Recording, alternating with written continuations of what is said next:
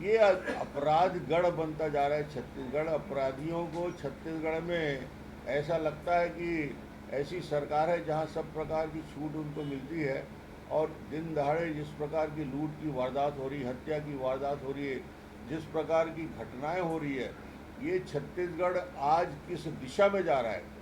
भिलाई की घटना, मलकीत सिंह के ऊपर सिर्फ इसलिए चाकू से वार किया जाता है, उसकी हत्या कर दी जाती है क्योंकि उसने हिंदुस्तान जिंदाबाद कहा।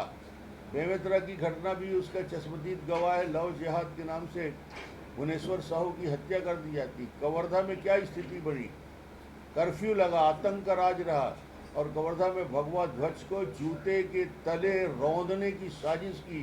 ये सरकार ने 5 साल में और क्या किया। ये कल कल पाटन में समझौता नहीं करूंगा।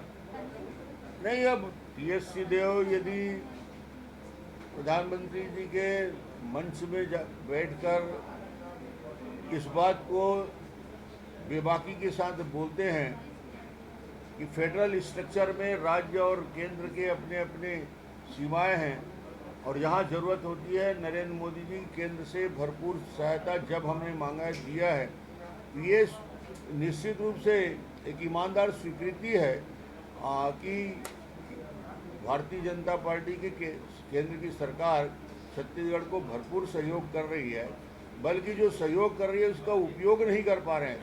16 लाख आवास दिया प्रधानमंत्री जी ने, और 16 लाख आवास का उपयोग भूपेश जी ने ना करके 16 लाख आवास लौटा दिया।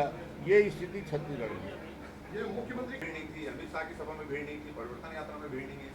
इनका सुझाव मेरा यही है कि चश्मे का नंबर थोड़ा ठीक करा लें किसी डॉक्टर से। सर, जहां आप माइलस्टोन कह रहे हैं महिला आरक्षण बिल को, वहीं कांग्रेस इसको चुनावी जुमला कहेगी। कांग्रेस ने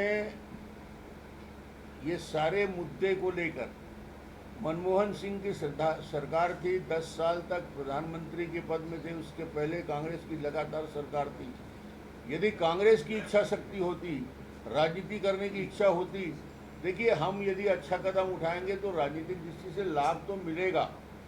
जब हम राजनीति कर रहे हैं तो लाभ हानि तो के विषय को लेकर छोड़िए, मगर कांग्रेस को जब अवसर था 50-60 साल तक, तो कांग्रेस ने क्यों नहीं किया। सबसे बड़ा प्रश्न ये है, इतना नैतिक साहस सिर्फ नरेंद्र मोदी में है कि बड़े कदम उठा सकते। सर, केंद्र ने कृष्णपुंज को लेकर, उसको लेकर जनता के बीच जाने वाली है। राम गमन पद में श्वेत पत्र जारी करे मुख्यमंत्री, पूरे केंद्र सरकार की योजनाओं और पैसे का लाभ रहे हैं। स्टेट बजट में कितना दिया ये तो बताएं, कितना खर्च किया ये तो बताएं। सिर्फ पेपर में फोटो छपवाने से राम गमन पथ नहीं बनता। उस रूट में जो रास्ते बने हैं उसको आइडेंटिफाई करके उस सड़क को बनाने का काम भारतीय जनता पार्टी के 15 साल में हुआ था, जो राम गमन पथ बताते हैं। एक पैसा भी भूपेश ने खर्च किया होगा उस राम गमन पथ में, बजट में 1 रुपया भी रखा होगा तो बताएं। भिलाई में प्रियंका की सभा भी है, ये बोल रहे हैं शक्ति प्रदर्शन की तैयारी है दोनों ओर से। ये परिवर्तन यात्रा की सफलता से घबराए हुई है कांग्रेस पार्टी। जिस प्रकार रिस्पांस छोटे छोटे गांव में, छोटे छोटे चौक चौराहे में इस परिवर्तन यात्रा को मिल रहा है, 10,000 15,000 की संख्या स्वाभाविक रूप से आ रही है, उससे परेशान होके अब इनको समझ में नहीं आ रहा है कि पाटन को बचाने के लिए क्या किया जाए। तो इनके पास एक ट्रम्प कार्ड बाकी है, तो प्रियंका को ला रहे हैं, मगर इससे कोई फर्क नहीं पड़ने वाला। आज तो चीफ जस्टिस साहब ने सरकार को इन सारे विषयों को पक्ष रखने के कहा है, और इनकी नियुक्ति के आदेश को रोक लगाने का कहा है। 2 फैसला साफ साफ शब्दों में आए हैं। अब आगे चीफ जस्टिस साहब उसके गुणदोष के आधार पर बाकी निर्णय लेंगे। ये रायगढ़ में लूट हुई, उस पर लाया, और कांग्रेस जो है महिला सम्मेलन करा रही, क्या महिला फैक्टर को रखकर इस बार विधानसभा चुनाव में आगे बढ़ रही दोनों पार्टी? 50% आबादी का सम्मान सबको करना पड़ेगा, चाहे दिखावे के लिए वो लोग कर रहे हैं, मगर नारी मातृशक्ति का तो सम्मान करना ही पड़ेगा। धर्मों को लेकर ये लागू होगा कहा जा रहा है, अभी तो इस पे सिर्फ चर्चा चल रही है, क्या लगता है 35% आरक्षण? देखिए, ये आप भी समझ रहे हैं, मैं भी समझ रहा हूँ कि संविधान संशोधन बिल होता है, कॉन्स्टिट्यूशन अमेंडमेंट होता है, राज्यसभा लोकसभा के साथ विधानसभा में भी इसकी 2/3 विधानसभा में भी मंजूरी होगी, मगर एक निर्णय करके आम सहमति बनाकर प्रधानमंत्री जिस प्रकार आगे बढ़े हैं, अब पूरा रास्ता खुल चुका है। जो सदियों की बेड़ियां है वो टूट चुकी है। सर कल ऐसा भी आपसी हो में सकता आप उस रिपोर्ट से सहमत होंगे आप लोग?